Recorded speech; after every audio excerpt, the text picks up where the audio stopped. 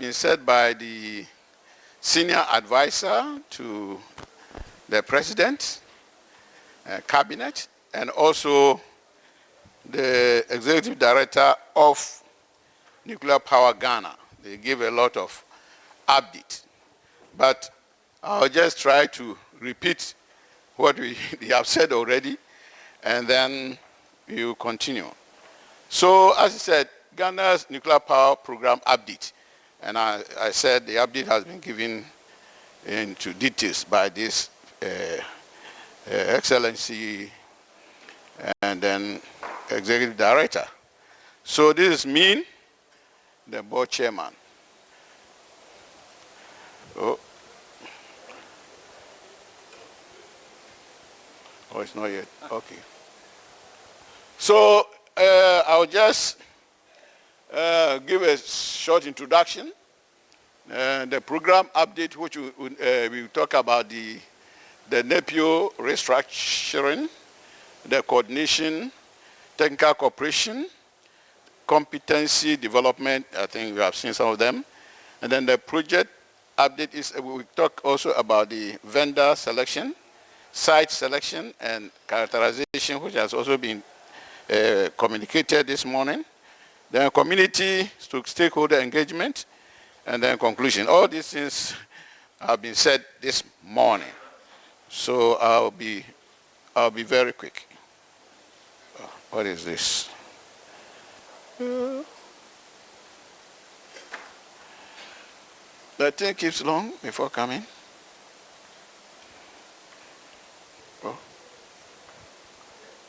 Oh. Check for me. It's off. Okay. It was off. All right. So, by way of introduction, we have these systems, and as has been said, Ghana is in phase 2 of the milestone system. So we know what nuclear can do. I don't want to go over this, and again, it has been said this morning. And I just want to look at these ones briefly. Also has been said, there's a clean energy. We have to embrace nuclear power. Then the nuclear project itself, what it means for us, security of supply, energy transition framework. So this is what was discussed this morning. So we'll go to the program update. Going back a little bit, we said in July 2022, the President of the Republic, that's where we do the update, announced that we have to proceed with the nuclear power program after we have submitted the comprehensive report to Cabinet. We did a presentation in Cabinet, and then they asked us a few questions, and after that, the comprehensive report, the PCR, was presented, and the Cabinet approved of it. And the comprehensive report was not an easy task. It took us a very long time before we were able to come up with that. So we had a NEPIO in IEA terms, and we call it in Ghana here as Ghana Nuclear Power Program Organization. And later we have to restructure it to get us into the right path of what is on the ground.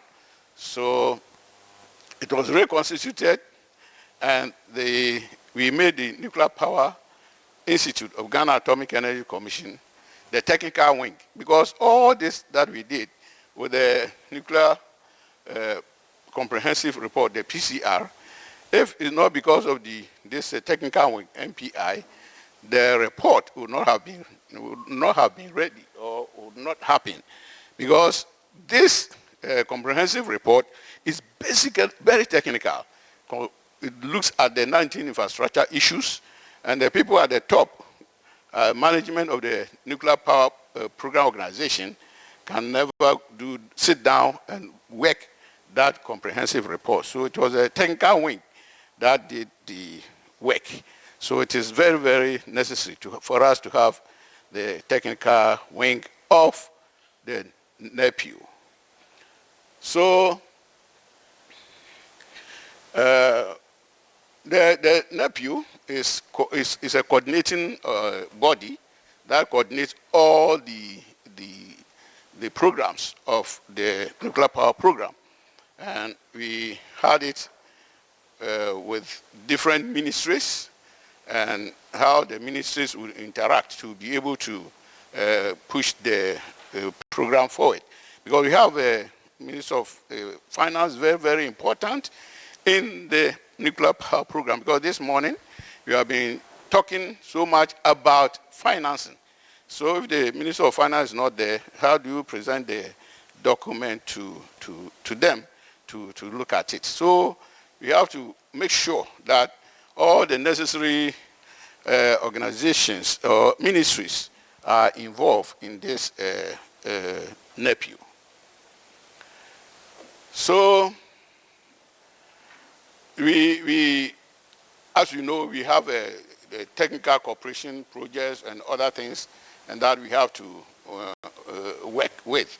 And all these things have to be coordinated by the NEPU. And as I was explaining to somebody just now, for the NEPU like this, if it's not there, it's very difficult because you have to make sure that the regulatory body, the owner operator, and then the technical TSO, technical support organizations are in sync. They don't fight each other to make the project suffer.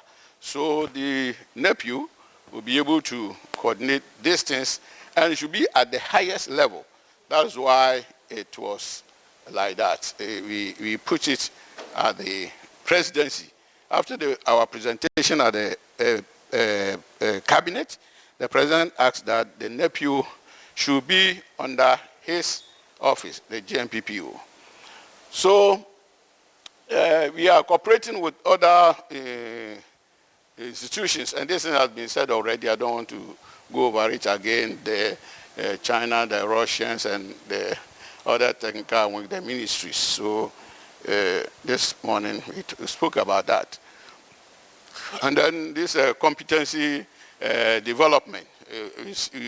This thing has just been done with the United States of America. And we have seen the physical thing, so I don't want to bother you with all this scope again. So, yeah, we continue with all those things that have been the training center, the human resource development, and all the things that go together with the other vendor countries. So now I'll give briefly the update of SF. So we have the suitable site. We talk about it. This morning, Dr. Yama spoke about that. We have the site selection and characterization. That's where we have reached now. We have selected the sites already. I've been told to. We moved from the whole region, the whole of Ghana, to 12 sites, and then we ended up with 4, and now we have selected 2 of them. Then he also spoke about the RFI, request for information, and request for further information. Also, Dr. Yama spoke about it.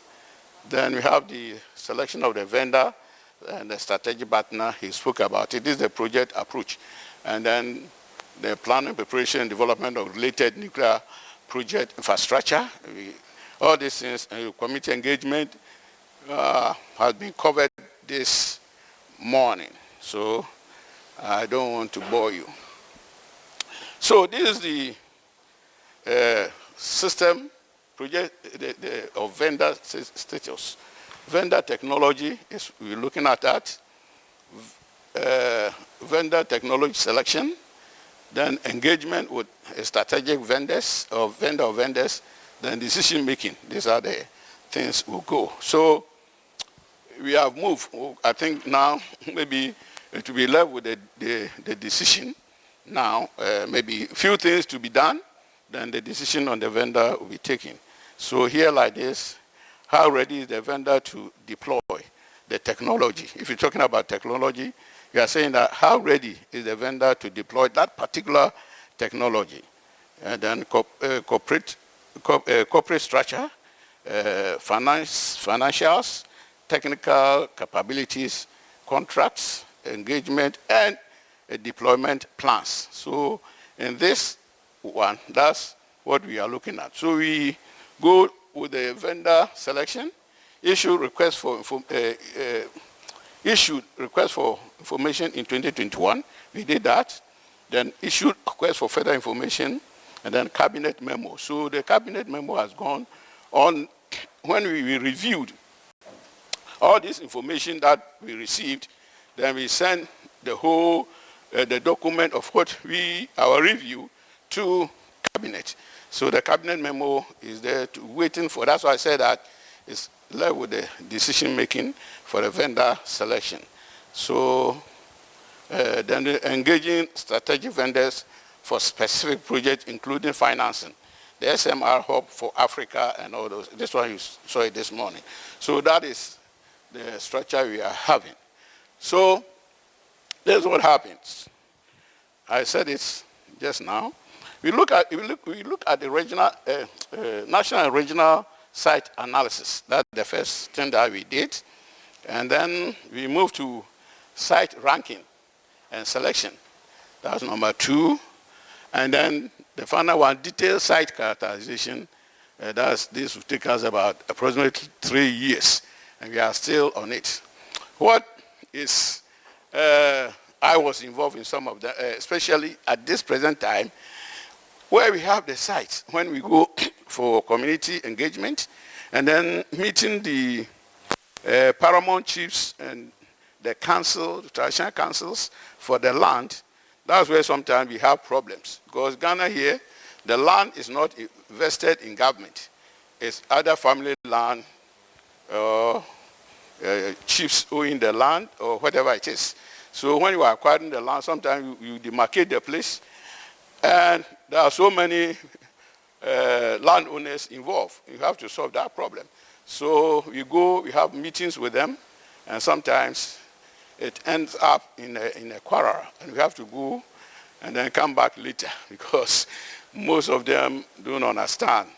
But the community themselves, they don't have any problem with us coming there to build the reactor. But the land issue, land acquisition, is where we are fighting now.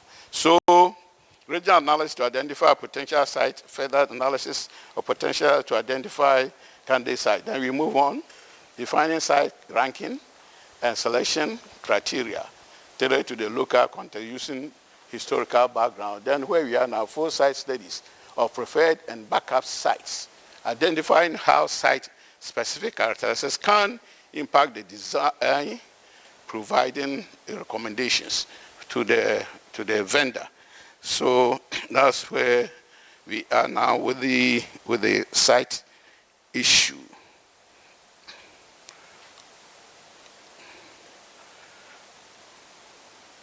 All right, so the site selection, we have the first phase of site selection process completed. That's what I've said it already. Then preferred and backup sites also selected.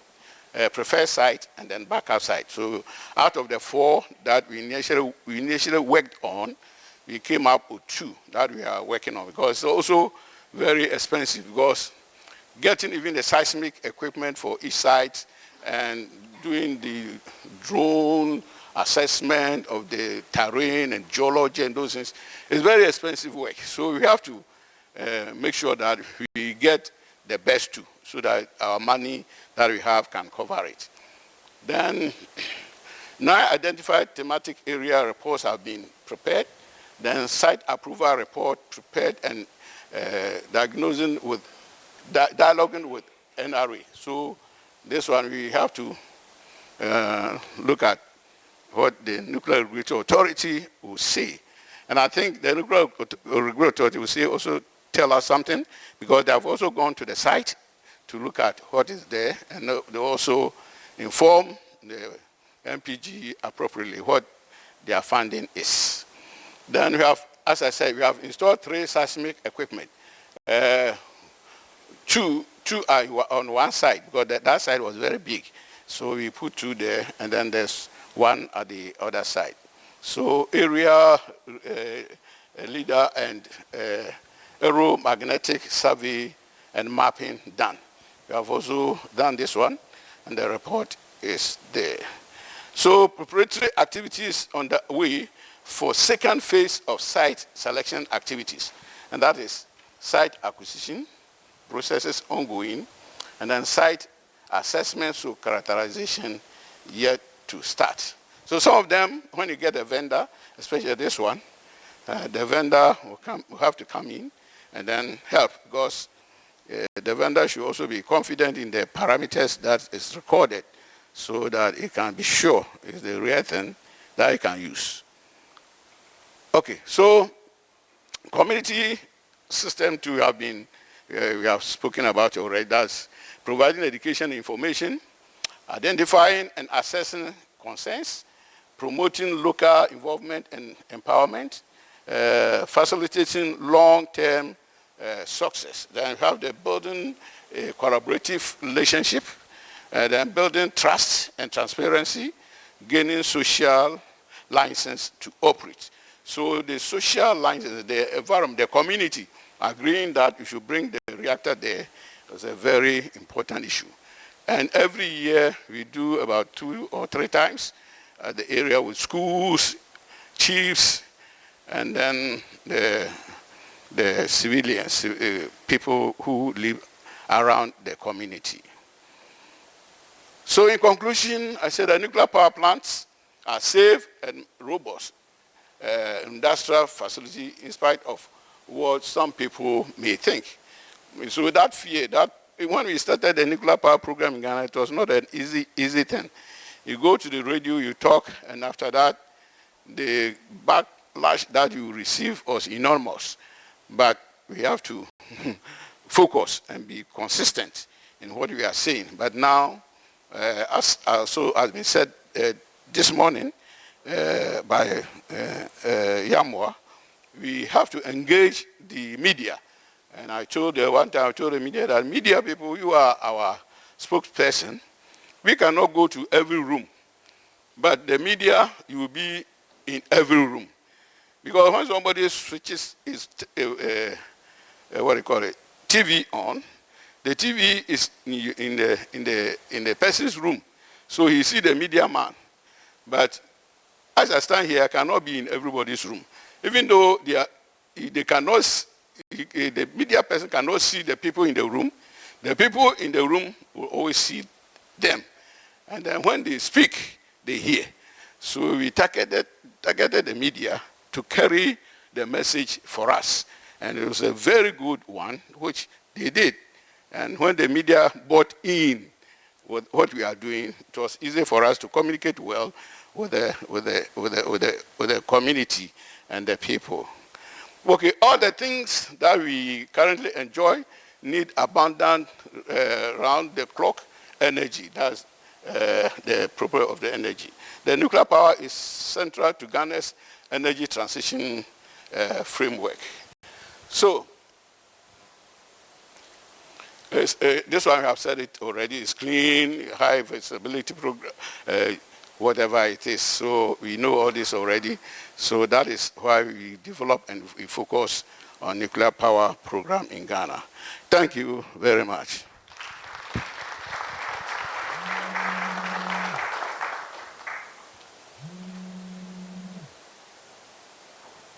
Will there be questions or I sit down? Ibrahim, is there a question? Okay, Ibrahim is not. So any question? Any question, please? Somebody?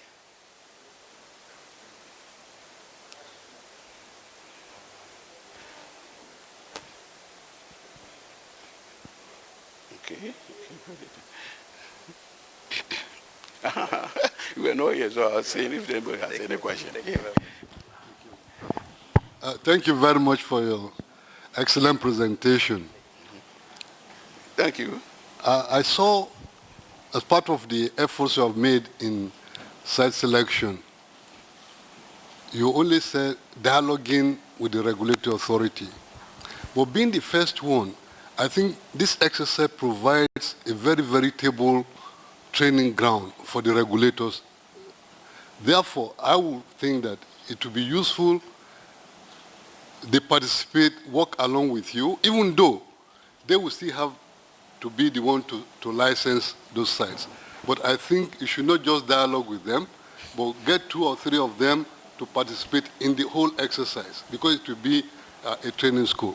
Thank you. Thank you very much. The boss of the regulatory body is here, Nyarko, so he has taken note. Thank you. Thank you very much. So I allow only one question because Ibrahim has come. So he will take over and then we continue. Thank you very much.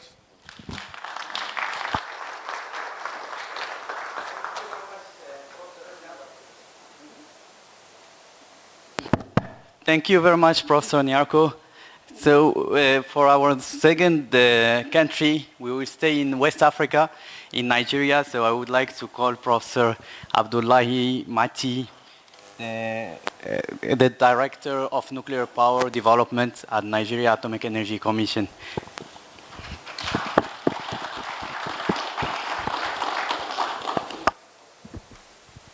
Welcome. Okay. Thank you. Thank you.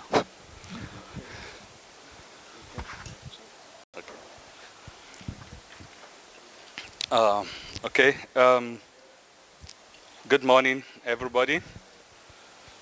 Distinguished participants to this very important conference of the African Nuclear Business Platform. I will have a rundown of the presentation outline, which will talk about the update and also our plan on moving forward on key issues, and then the conclusion. I will, first of all, as a kind of introduction, introduce the current status of Nigeria's power situation and the rationale for the MPP. We can see that Nigeria has a very high population, the highest in Africa, 200 million people, and a very high growth rate. However, the captive generation is just between 8 to 14 gigawatt, which is grossly inadequate. And approximately almost 5,000 megawatt generated through self-generation by residential, commercial, and industrial consumers who are not on the grid. So substantial part almost equals what is on the grid. What is on the grid is the grid capacity is just about 6,700 megawatts currently. But the installed capacity, of course, up to 14. So we can see a lot of idle capacity, which is mainly gas. The energy mix is mainly composed of almost 75 to 80% of gas generation, with hydro taking the remaining 20%. However, this underscores the need for improve the energy mix. The base load is about 10 megawatts, so the entire generation is not even able to satisfy the base load. And MPP is a base load generating plant, so this justifies very well the introduction of the MPP. We can see the demand forecast for the two scenarios, and it shows really a very high need for energy, for electricity. The drivers of the demand, which by 2030 it's forecasted to be 29 by our own forecast, and the sustainable energy for all energy mix forecast for the country, about 32, which almost comes similar. The drivers shows that residential electrification and industrialization shall be the main drivers of the demand.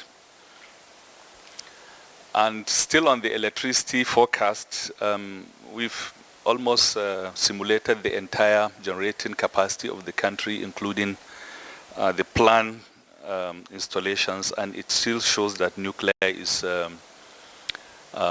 needed in the energy mix.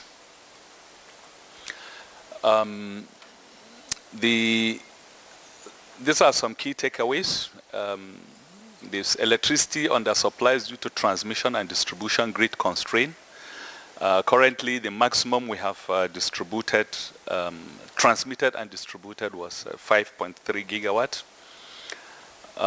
Its existing grid needs an upgrade for NPP integration, and we have lower electrification level and need for grid expansion. And these are the current development directions.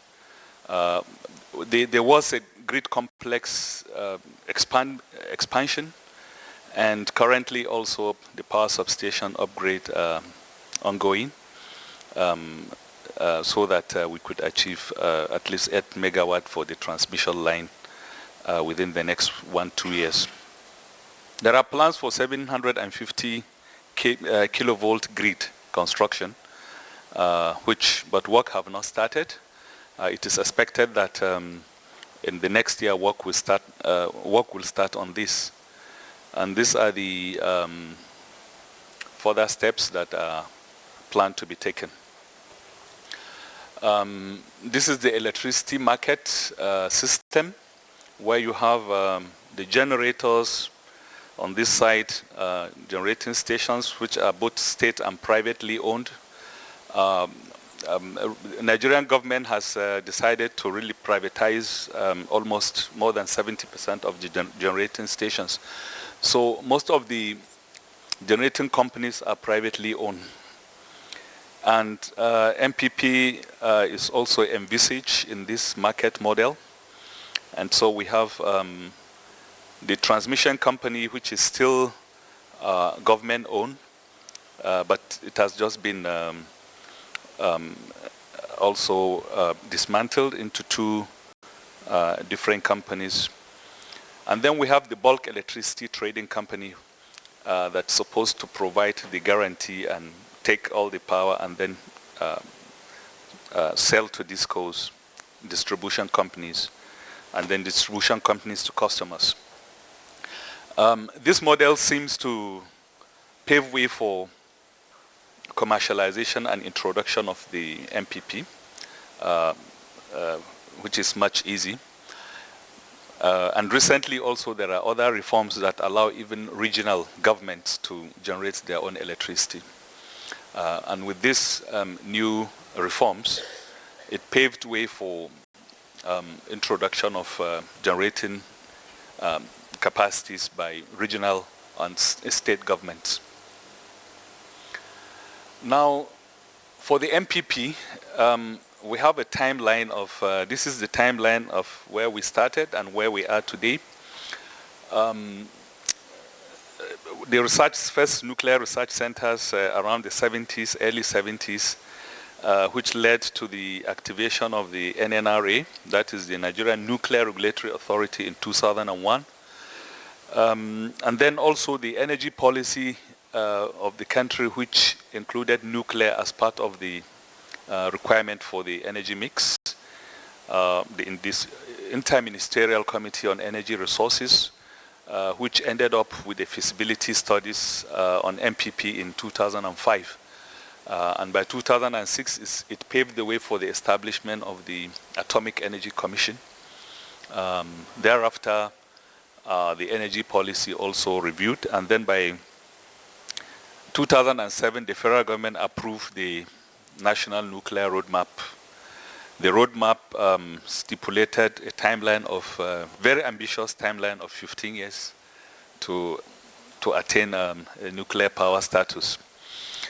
So by 2009, we have achieved the first milestone. The national position was declared, and the strategic plan for the development of the MPP and the INIR mission. The IAEA held the first INIR mission in 2015 to assess the level of preparedness of the infrastructure for the nuclear. And the integrated work plan also was developed in collaboration with the IAEA. And through the integrated work plan, we developed the infrastructure. I've said 2009 we achieved INIR mission also to review phase 2. Now we are planning the second INIR mission Q4 of 2024. The IWP, as I've said, 2019 and also reviewed in 2023. We're in phase 2 according to the IAEA milestone. Towards the end of phase 2, just a couple of few things left to achieve phase 2, milestone 2.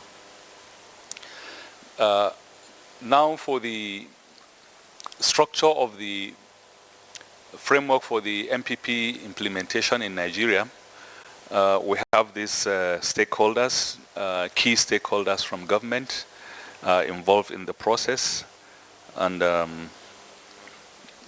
the responsibility of each of the organization within this framework, both Ministry of Environment, Science and Tech, Ministry of Petroleum Resources in those days, and the NNRA is under Petroleum and Energy, and then we have the these other organizations. This is the timeline which was recently reviewed for the MPP, for the various activities leading to planning to commission by 2034 the first plant. And with this also, this is a more comprehensive roadmap showing the activities on the IWP and the timeline for achieving these activities, financing model, design, construction and emergency planning, and all of the stuff on the infrastructure development for the MPP. As I've said, Nigeria has gone far in the infrastructure development. One of those key areas is on the human resources.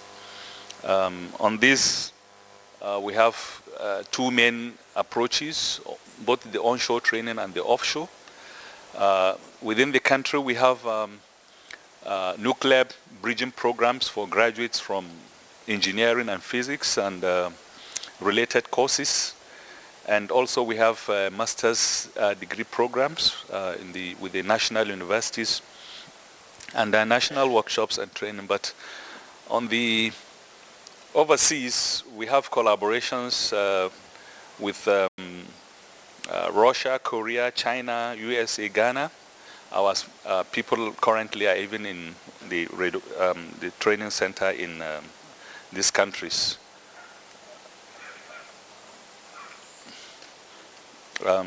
This process, at least for the offshore, has resulted into training of a lot of masters and PhDs.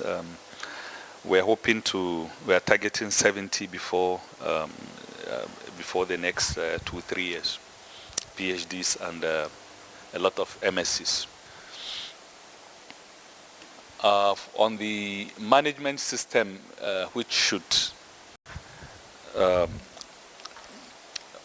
take care of the nuclear power program, we've gone far in the development of our integrated management system manual for the MPP, and we have a lot of these 4 management system which we want to integrate to achieve a very robust management system for the MPP. We've also gone far on site selection. We started with about 9 sites and narrowed down to 2, one on the hinterland and the other one at the coastline. And we are doing detailed site evaluation for these 2 sites. And currently we are doing bathymetry studies on the site at the hinterland, where we have to study all the effects of the water flowing from these rivers onto the site, and also the adequacy of the cooling water on the site. Also the topographical studies, geology, hydrogeology, meteorology studies are ongoing. We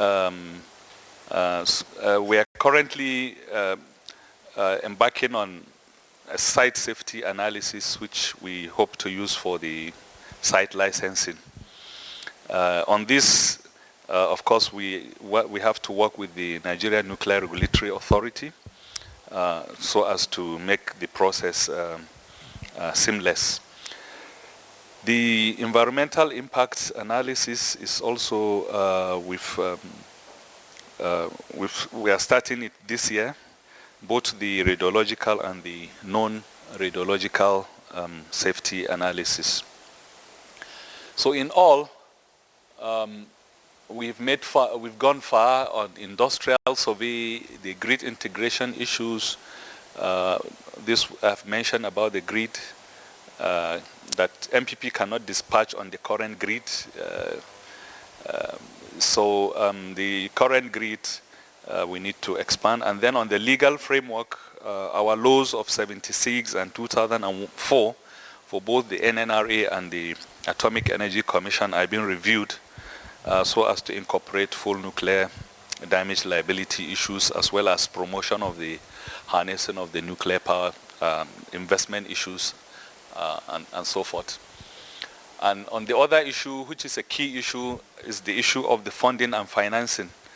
And I think this is the most crucial issue for most embarking countries. Determining the correct and the right financing and funding model.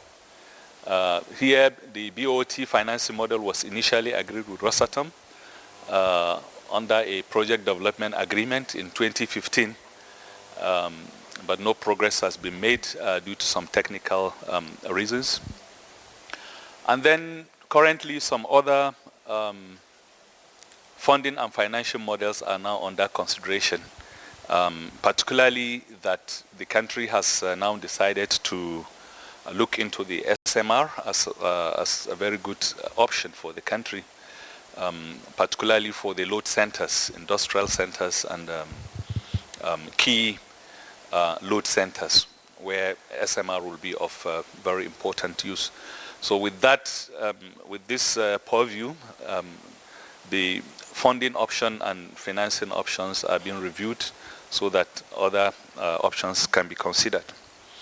On the policy framework, the comprehensive nuclear policy has been developed and is being considered by the various stakeholders so that we may have a comprehensive policy.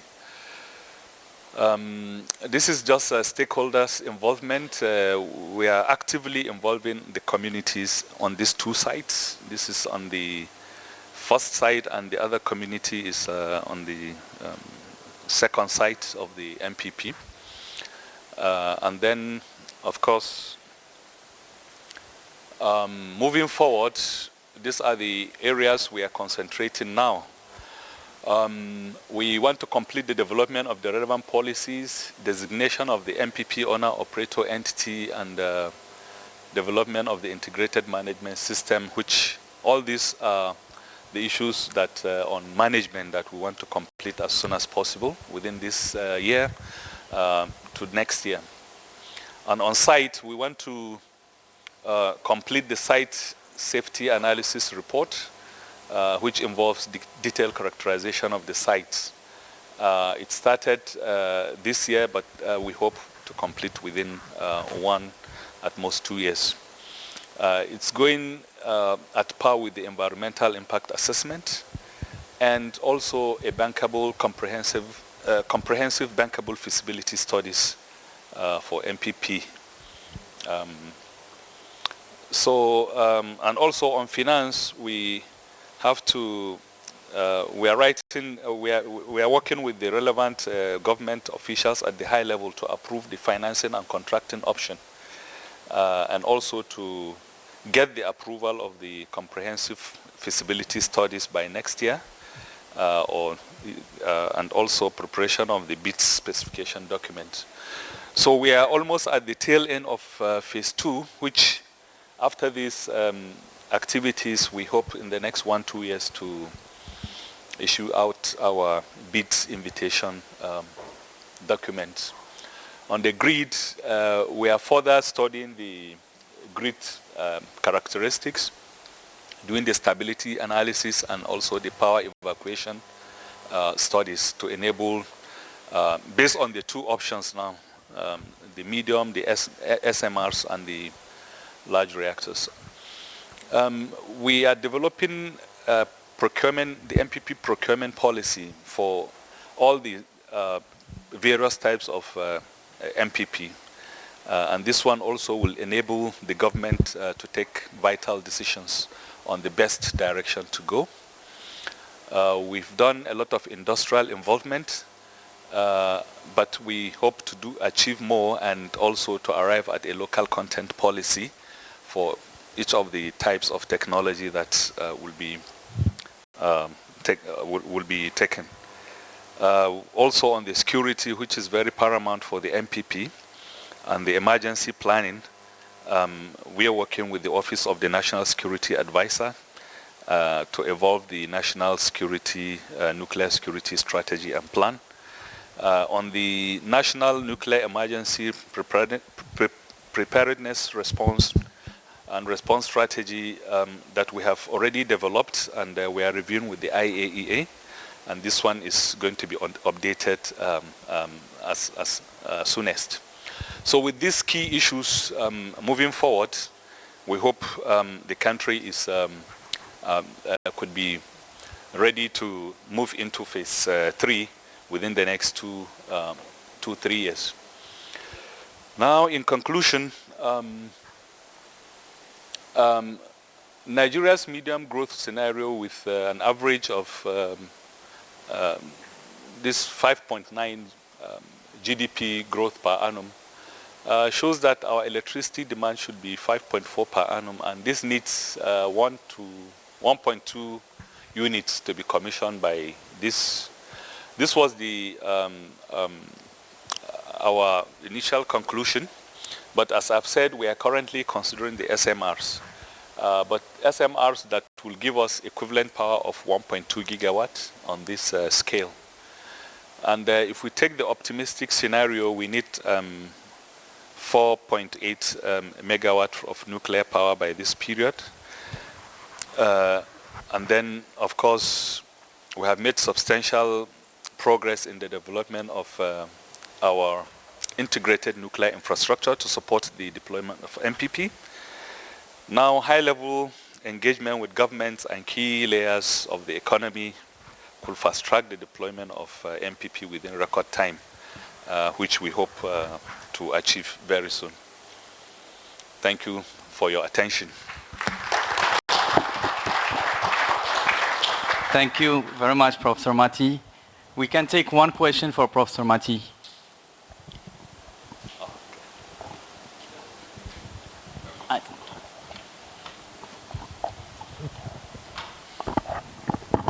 It's Bjorn from Dual Fluid. And the last sentence was intriguing.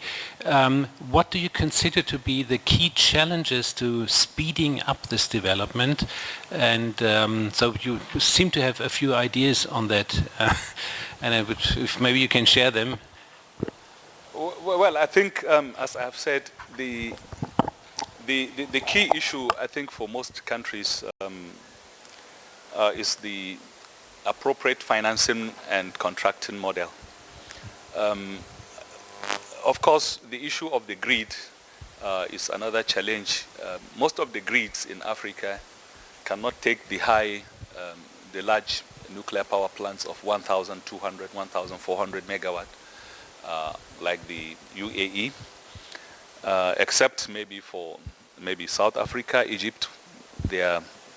So I think these two key challenges. But for Nigeria, we are really going very fast to address the issue of the grid. With the current drive of this government, in the next 2 years, the hope is that our grid should be able to take up to 10,000 gigawatt, and with that, megawatt, sorry.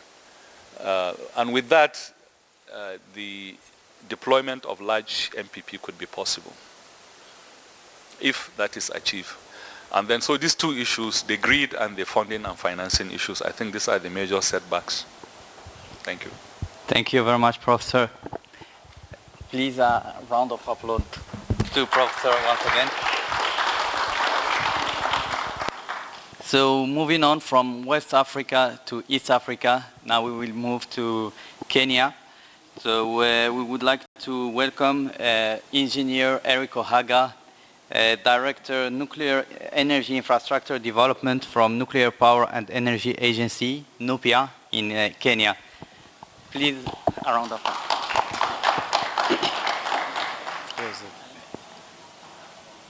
Thank you so much, Ibrahim, and members, allow me to take you through the journey that Kenya has made in terms of development of nuclear power program. And as an APO, we are established by an Act of Parliament, which gives us the mandate to be able to develop the power and also to conduct some research and capacity building within the Ministry of Energy and Petroleum, and also we coordinate all the affairs of the International Atomic Energy Agency. Now, Kenya aspires to be a middle-income economy by the year 2030. And the citizens of Kenya, we anticipate that they will be having some quality life so that they can be competitive in the environment.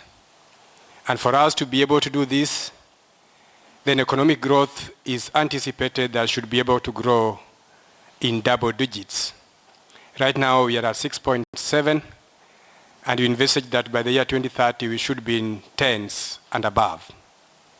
And energy is a great enabler for us to be able to achieve this aspiration, and any other infrastructure that we know of. And therefore, when we talk about energy, we talk about clean energy, reliable energy, available energy, and of course, the base load that will be able to support the growth of our economy. Now, for us, we are looking at the various aspects. Of course, cost of energy in Kenya is one aspect that everybody always asks about, and therefore, any source of energy that will be able to bring down that cost. And of course, cognizance of the climate change are aspects that have driven us into bringing on the nuclear energy. Now, we have moved from 2010 to 2019 when we became a nuclear power agency. It was established initially as a committee within the Ministry of Energy, then became a board in 2012, and in 2019 we established by an Act of Parliament when we established the Nuclear Power and Energy Agency that is supposed to drive the development of the nuclear power. Now, our energy mix in Kenya consists of the following: mainly geothermal. We are endowed with a lot of geothermal.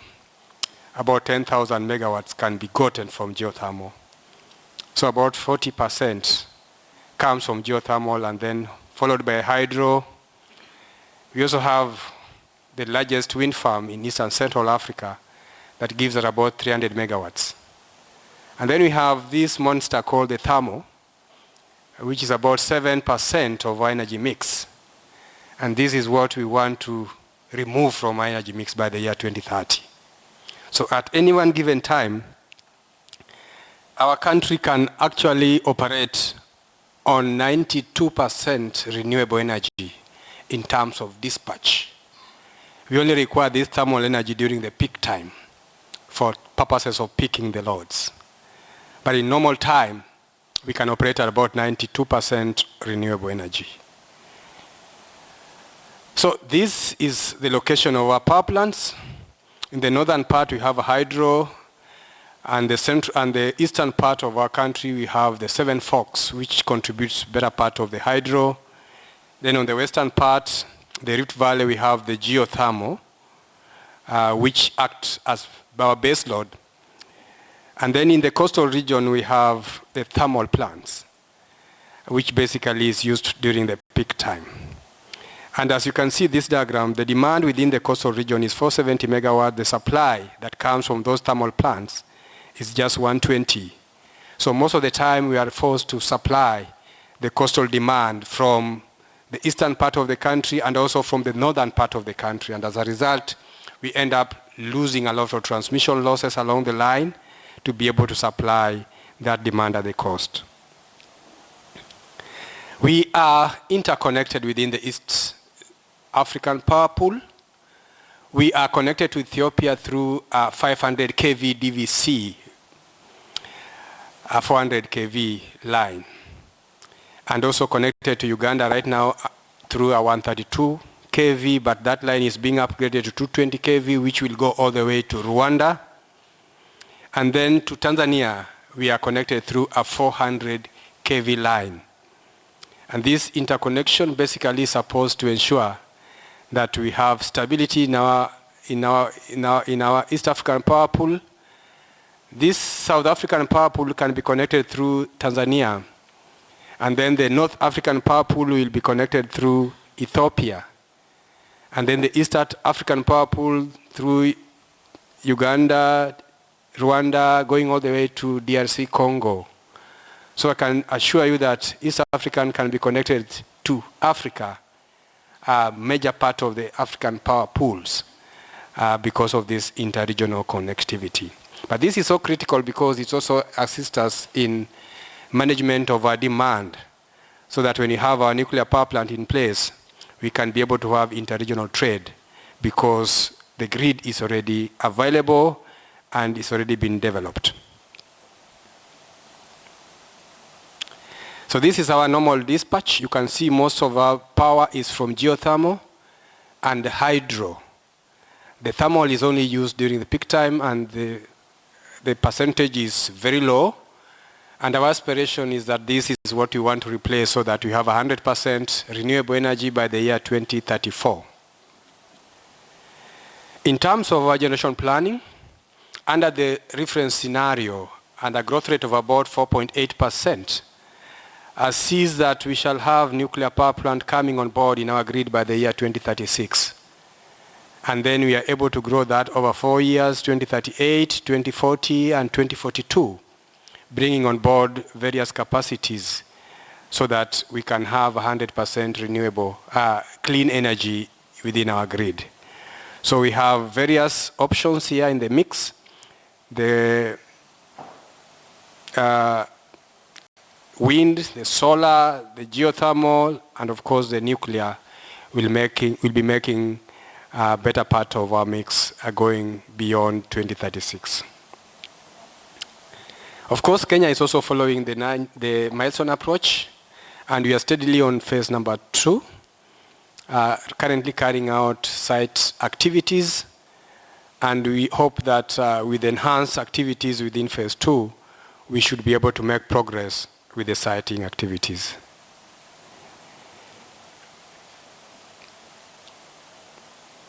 We have a roadmap. This is the roadmap that we are following. Started with a pre-feasibility study in 2011, and we are looking at switching on the first nuclear power plant in the year 2036 to be able to take on board and replace the fossil fuel that we have within our grid. And these are some of the activities that we anticipate to take, including the stakeholder engagement, which is a continuous process. HRD development, also a continuous process.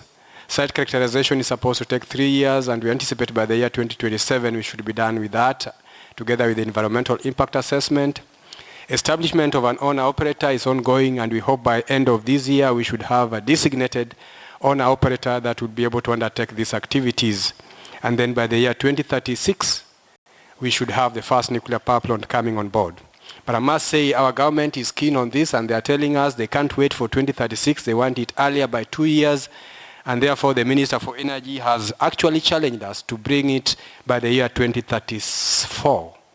And therefore, we are looking at that in terms of technical planning, because all this is done under the least cost power development plan that looks at the various sources and how economic they are and when they are supposed to come on board. In terms of the programs that we have completed, as you have said, the pre-feasibility study, we did the grid study in 2016. Of course, after the grid study, we found out that there's some bottlenecks within the network, and our transmission company has already made a transmission master plan for 10 years and incorporated all the suggestions that came out of that grid study, and they will be building 400 kV line that is be able to evacuate power from the proposed sites. Vendor readiness assessment, reactor technology assessment have also been done both for the small modular reactor and the large nuclear reactor. In terms of the law, we did establish our regulator through a Nuclear Regulatory Act in 2019, and they will be developing various regulations that are critical for the deployment of the nuclear power program. In terms of our sightings, we undertook siting evaluation. This is the map of our country. We had 29 sites, and we ended up with only 2 sites within the coastal region, where we have the preferred site and the alternative site in Kilifi County and one in Kwale County that we shall be carrying out further site characterization in the next 3 years to be able to identify the suitability of those 2 sites. Most of these 2 sites within the western region and the northern part were eradicated because of the exclusionary criteria. They fall within the Rift Valley fault line, and therefore there are a lot of seismicity along those lines and also volcano possibility in those 2 sites. And therefore, that's how we ended up with the coastal region as being our preferred sites. In terms of industrial involvement, we have carried out industrial capability survey, which gives us just about 3% of our capability to supply some materials within the BOP of a nuclear power plant, and we are continuing to develop the capacities of our local industries so that they can take part in this particular endeavor. Of course, we have also said we have undertaken a reactor technology assessment, both for the large and the small modular reactors. We have been able to rank them, and we have that report ready for us to make a decision. In fact, environmental impact assessment, we have undertaken some preliminary environmental impact assessment on the preferred sites, and once we get access to that land, we'll be able to carry out the detailed environmental impact assessment for purposes of fulfilling the requirements of our environmental regulator. We are also currently constructing our meteorological station at the preferred site, and this basically is supposed to be able to gather data that is important for site characterization, and we hope that in the next 3 months that MET station would be ready for use, and we'll be able to collect data that is critical for us to be able to continue with our site evaluation. In terms of HRD development, we have certain collaboration with countries that already have nuclear power program. And we have master's studies in Korea under the King's program, where 66 Kenyans have graduated with the master's program, and 6 are ongoing. Also at the Seoul National University, we have 3 graduates and 1 ongoing. And within our University of Nairobi, the Institute of Nuclear Science, we have 68 sponsored students. And of course, we also have some in Russia and China.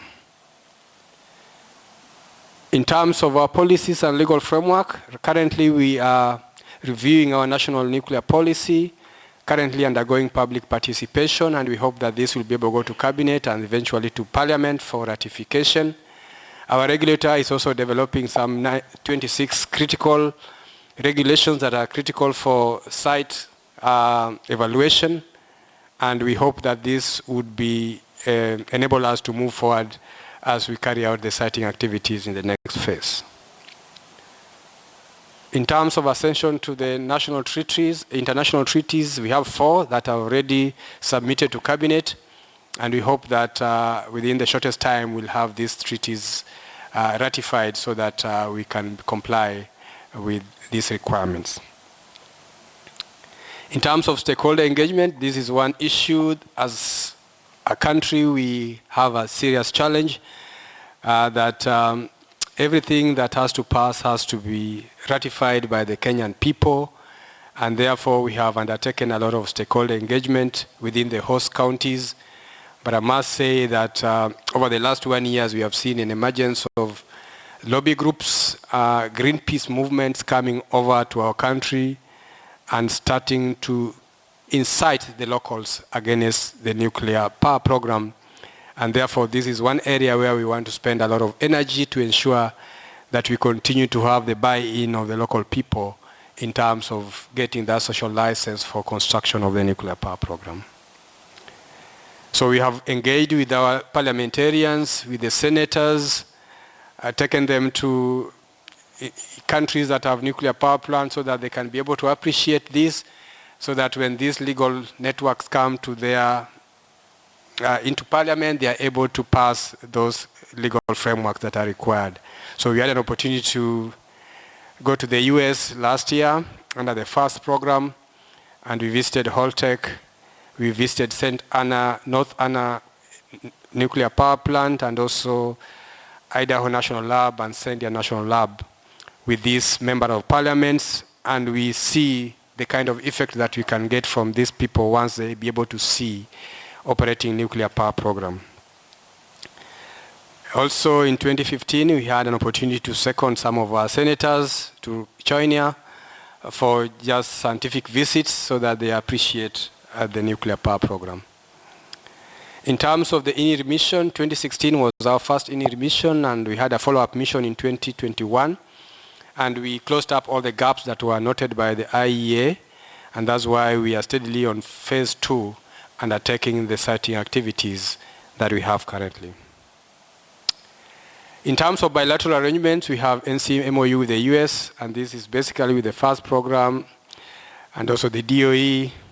We also have MOU with South Korea, with the Kings for graduate training, and Kings and KAIST, and also with Japan. Also China is assisting us in the graduate training for masters in nuclear engineering, and we continue to look for more opportunities to be able to develop our networks so that our competencies can be developed for deployment of our nuclear power program.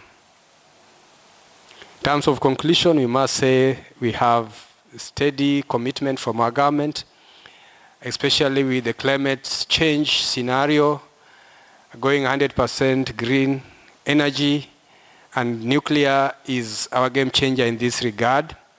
And more so that we are talking about small modular reactor, we are looking beyond power generation. We are looking into issues of green hydrogen production, also looking at opportunities for desalination within the coastal region, because in the coastal region we have problems of water supply. Only 29% of the inhabitants of that place have fresh water, and therefore opportunities in terms of carrying out desalination using small modular reactor would be also a game changer in selling the aspects of the nuclear power program. So thank you so much for your kind attention. Thank you. Thank you very much, Eric. We will take one question again. Is there a question? No question? Everything was clear? Perfect. Thank you. Thank you very much. Thank you. So we will remain in East Africa, and we will move to the neighboring countries of Uganda. So I would like to welcome Mr. Denis Tusiime, Senior Nuclear Power Infrastructure from the Ministry of Energy and Mineral Development from Uganda. Please welcome him with a round of applause.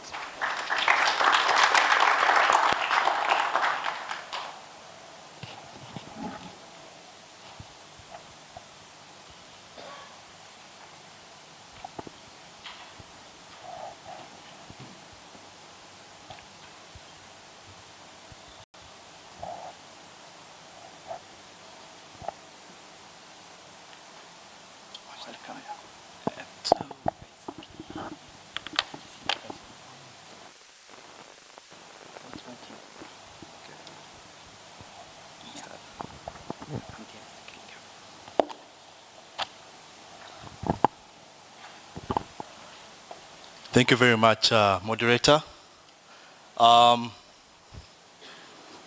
Good afternoon. My name is Denis Tusiime Tungotio, a nuclear engineer with the Ministry of Energy and Mineral Development. It's a pleasure to come here and give the country status of our nuclear power program. It's always good to see familiar faces and also knowing each other. So this is the presentation layout. I'll give a brief country profile. We know we have visitors who are not in Africa. I know for the Africans, they know where Uganda is. Then I'll give a brief introduction. Why nuclear? Our development plan, how we started the journey, the pre-feasibility studies conducted, and then I'll give the snapshot of our the nuclear power roadmap, now where we want to go and how we want to do it, and then stakeholder engagement, international cooperation, and then challenges and some conclusions. So this is Uganda in the East African region. You can see it's mainly green. What you see, sorry.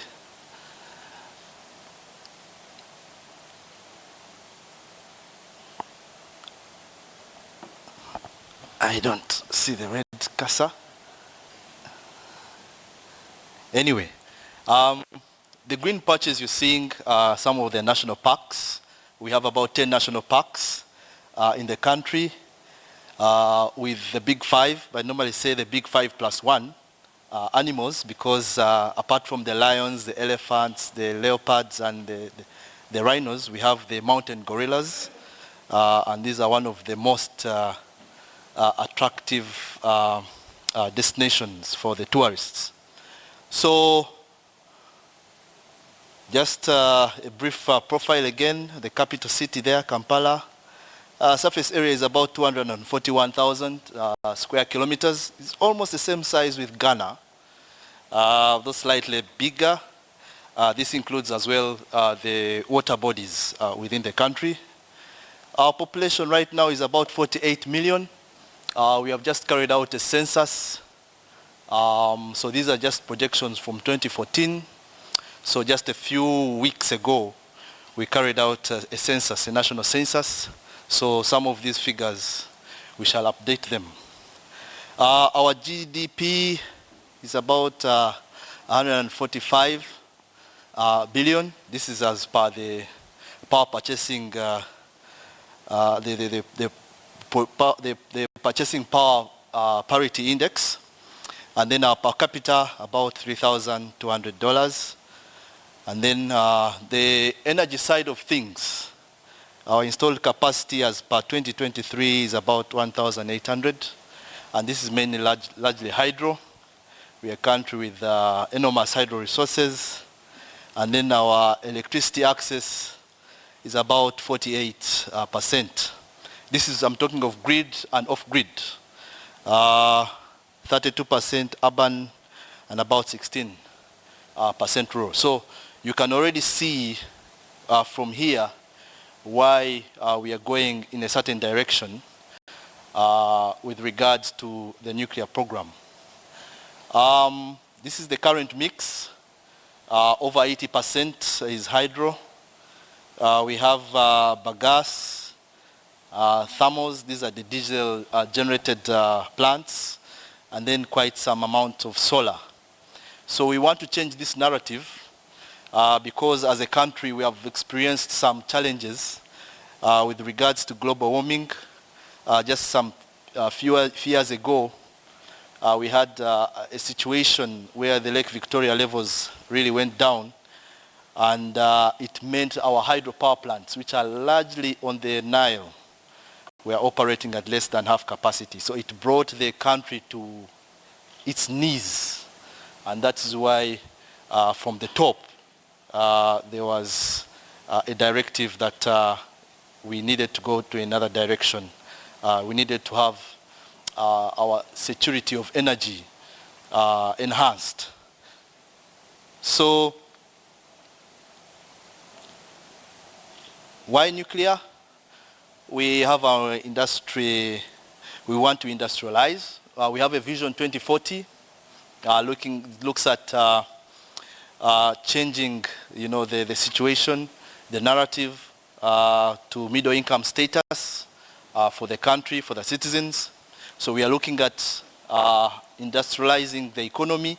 These are just the industrial parks that we have that are planned as well. Some are already in existence. And of course, as you all know, energy is the driver of the economy. So to industrialize means that now you need more energy. We have, as I mentioned, our enormous hydro resources.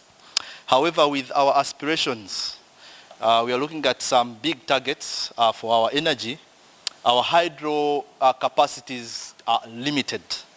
We only have about 5,000 megawatts that we can exploit from our hydro. That is using the whole of the Nile up from the Lake Victoria up to the border with South Sudan. And all the rivers, we can only exploit 5,000 megawatts. So we are limited when it comes to the hydro potential. So that is also a burden, a problem.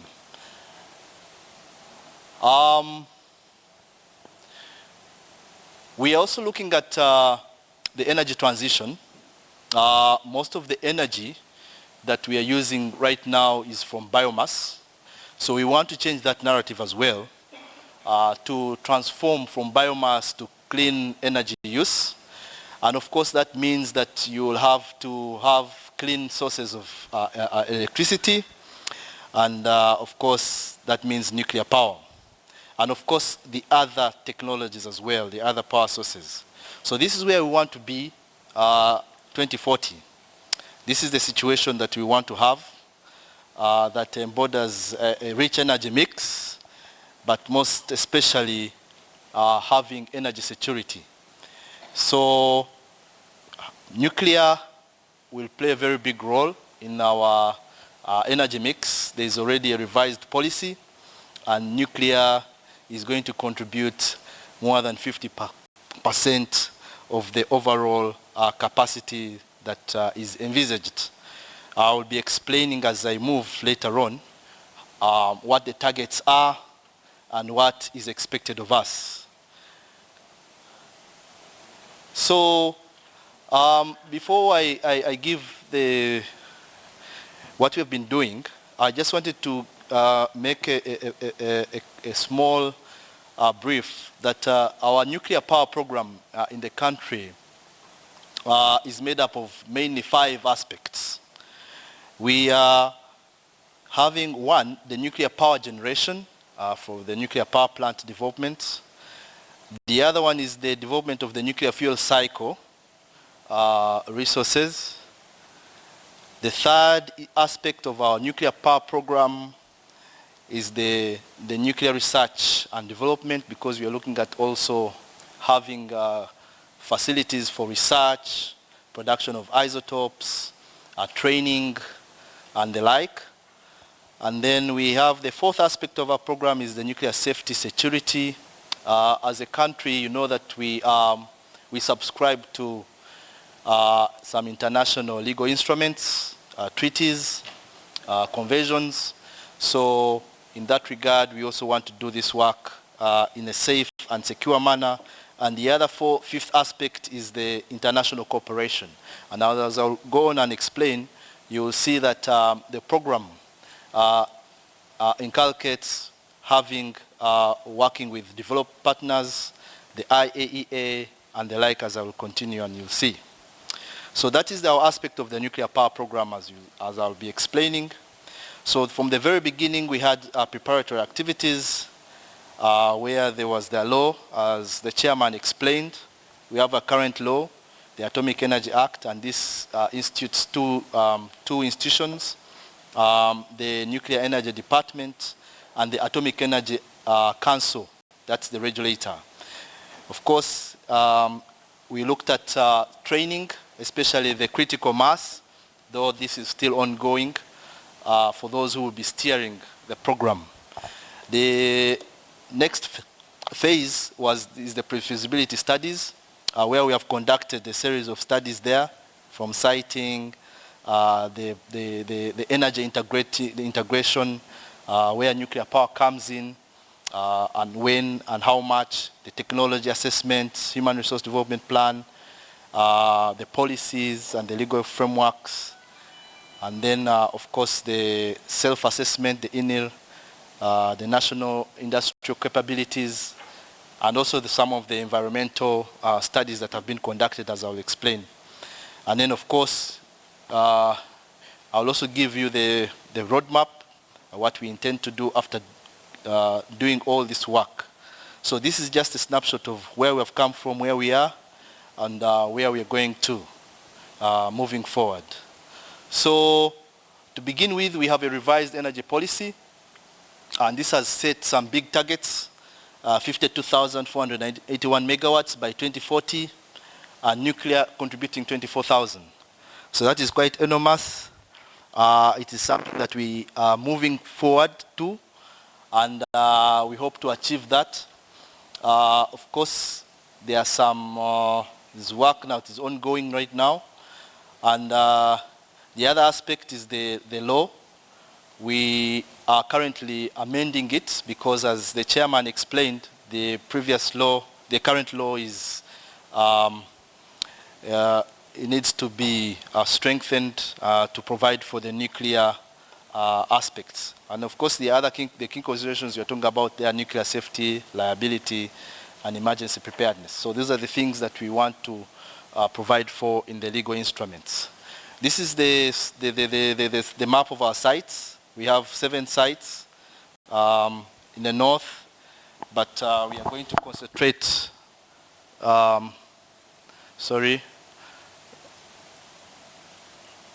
we are going to concentrate our efforts there in the middle.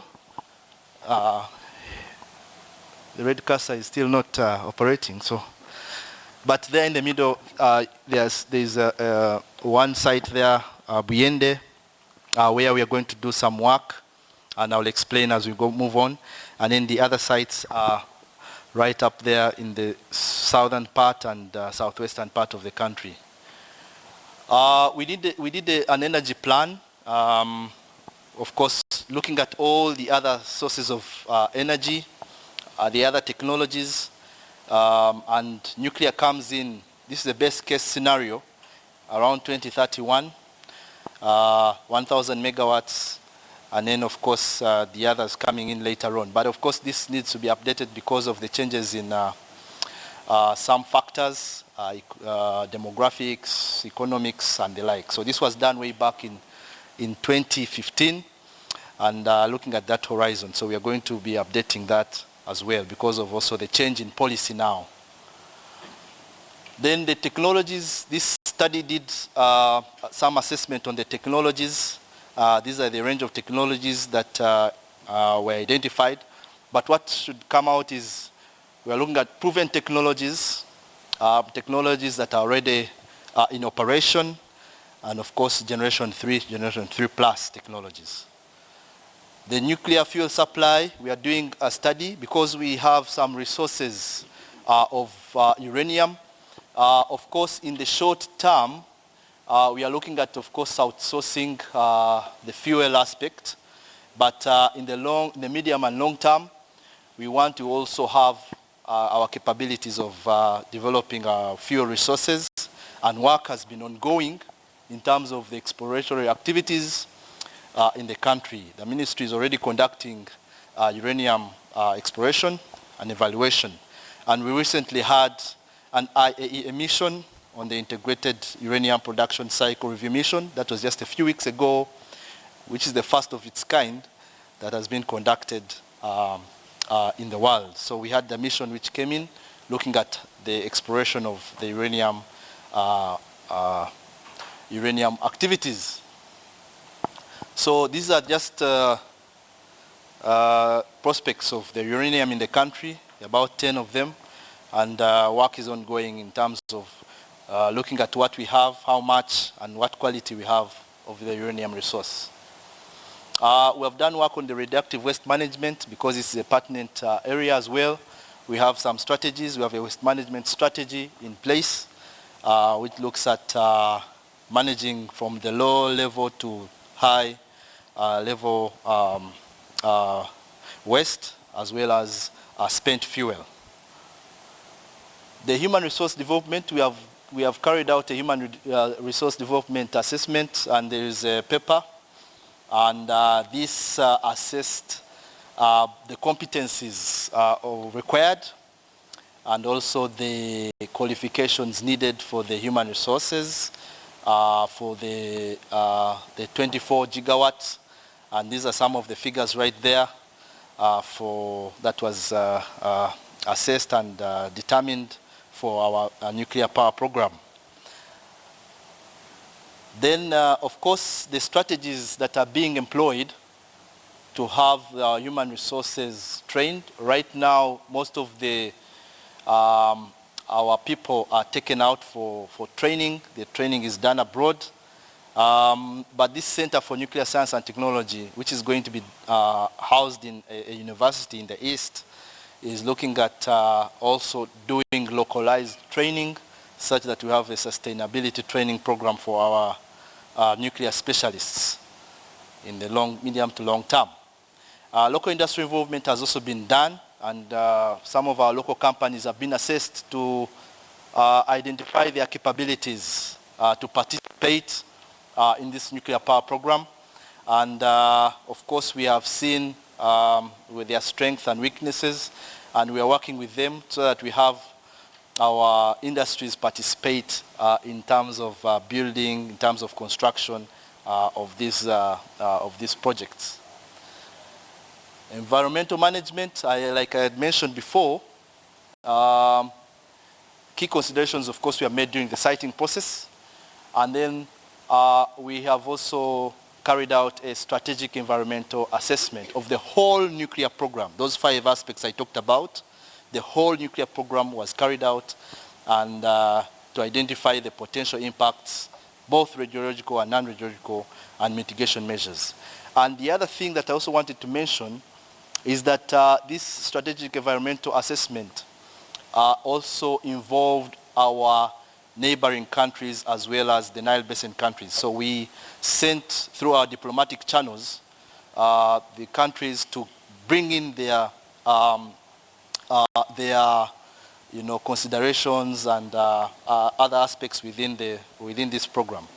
And so far we have gotten responses from Egypt, Rwanda, and they have also advised on how we can best move with this nuclear power program.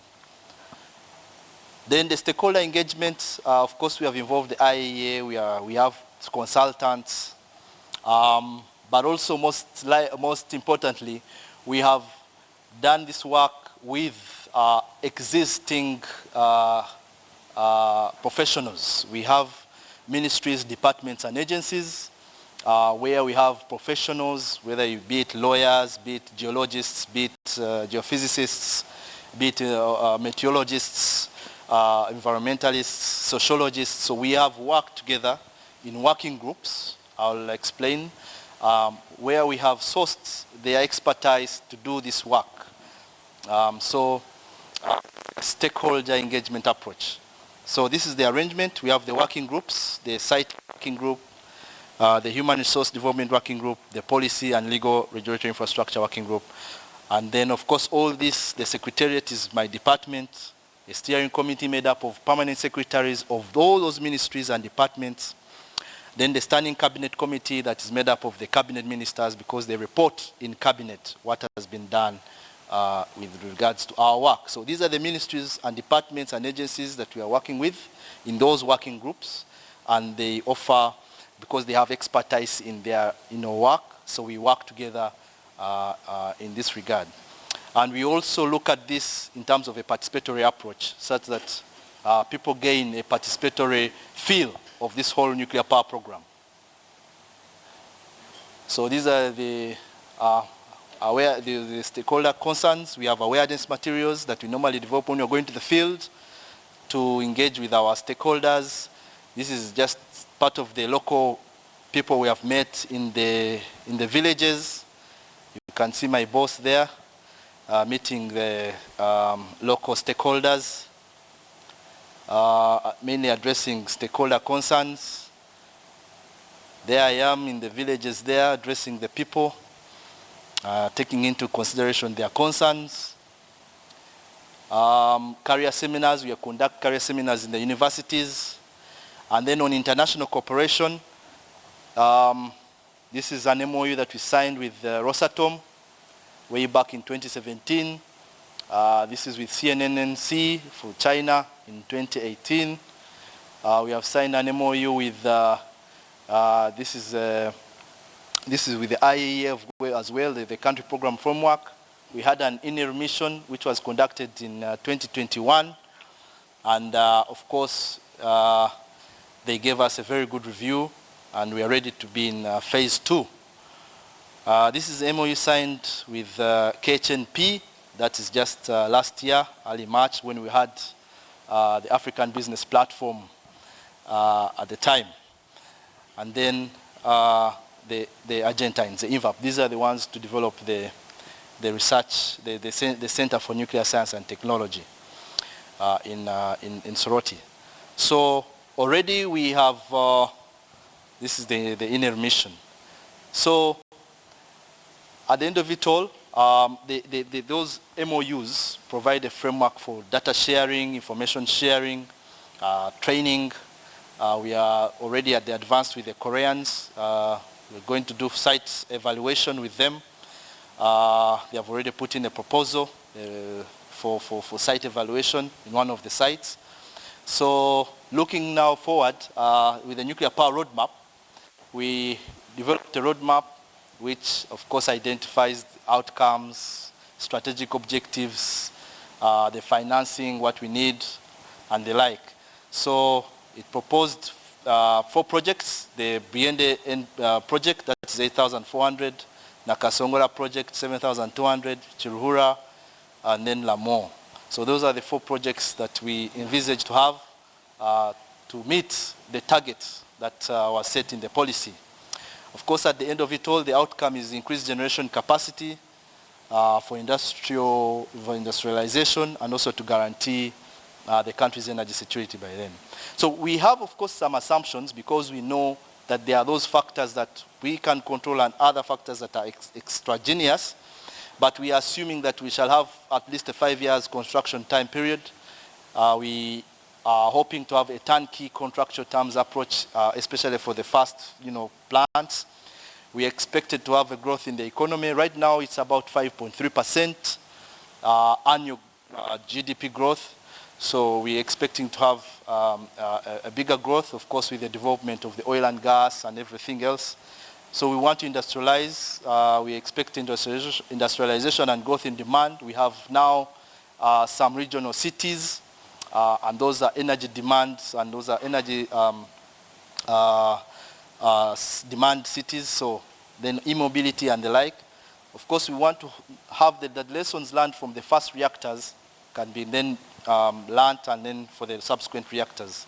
And then, of course, utilization of the fleet effect, because we know that once you have the fleet of these reactors, then you build capacity locally to, construct and build some things such that you have the economies of scale.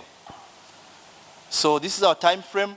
For the Briende one, you see in blue, we are looking at achieving our targets there. You see there's lots of first land acquisition, and then regulatory approvals. In our country, land is owned by the people, so that means that before you embark on any development, you have got to compensate them, you have got to resettle them, and things like that. So already for the Briende project, we have started with the land acquisition. So we are already beginning the phase of the resettlement action study and plan. So that is already underway, and we are looking at least by the time 2 to 3 years from now, we should be able to have land secured for this project. The funding and financing, these are the figures for the 4 projects. Of course, we have included as well the infrastructure, the associated infrastructure that is required, the roads, the electricity lines, and the like. So all those are the figures we have for each of the projects that we have. These are, in Ugandan shillings, but we can convert to dollars. The rate is at 3,700, so you can do the mathematics there. So the financing strategies, we are looking at government to government. We are looking at loan guarantees.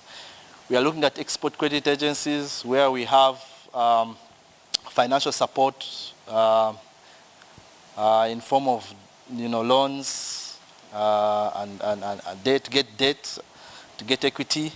We are looking at private partnerships where we have collaboration between private entities and public entities as well, to contribute to capital, to contribute to equity, to share risks, and also have sharing of rewards.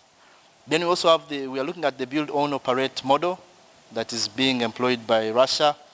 But of course, this has its implications.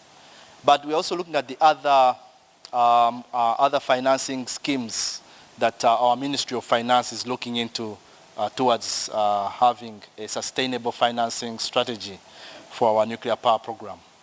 So just to brief on the challenges, we have, of course, issues of human resources, specialized trainings. We are recruiting, training young engineers, young lawyers, graduates in engineering, science background. We are doing efforts in engaging international consultants, expert missions to address some of these issues. But in the long term, we also want to have our center to have our local trainings done. We have still some limited awareness on nuclear power. There are some misinformation, misperception, misconception of the whole technology.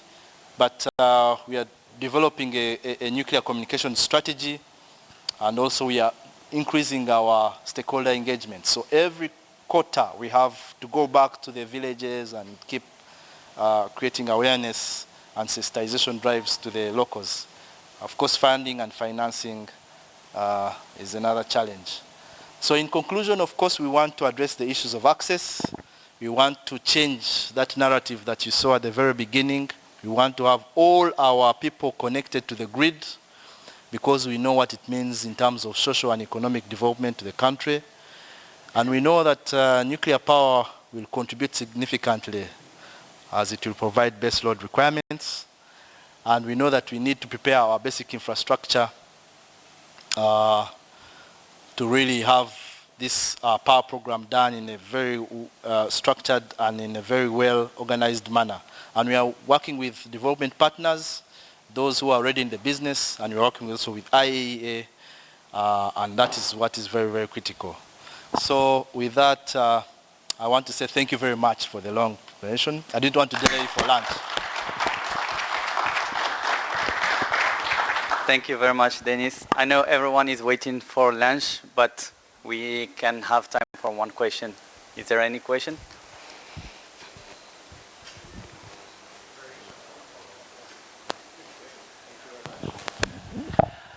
When you make all these assumptions about your 24,000 megawatts that you're going to build, and you talked about the Russian build, owned, operate, and there's 2 parts to this question. Should I assume that all of those are VVR 1200s from Russia?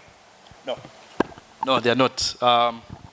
We have some, the other technologies that I mentioned about, the Chinese, Russian, Korean, the US, No, we are still doing a reactor technology assessment study, so those are the technologies that are. Thank you. The only reason I wanted to say that is because my colleagues from EDF and KH&P have already demonstrated the ability to give a fixed price contract with certain risk sharing and capabilities like that, and I was hoping that you would consider them.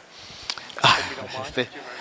Yeah, but what we want to have in mind is that we want to package them, and then we do discussions as a project package. We know that if you're going to discuss one plant and the other one, it becomes expensive in the long run. So we want to package and have discussions as a packaged project with the development partners. So that is what we have in mind.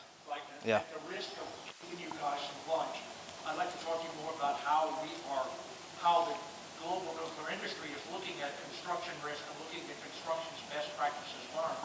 Even if you choose to pick a different technology for your subsequent reactor technologies under construction, there are mechanisms in place that we're putting in place that will facilitate oversight, seeing that.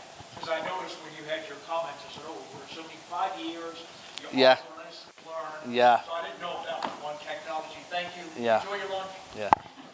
Thank you, everyone.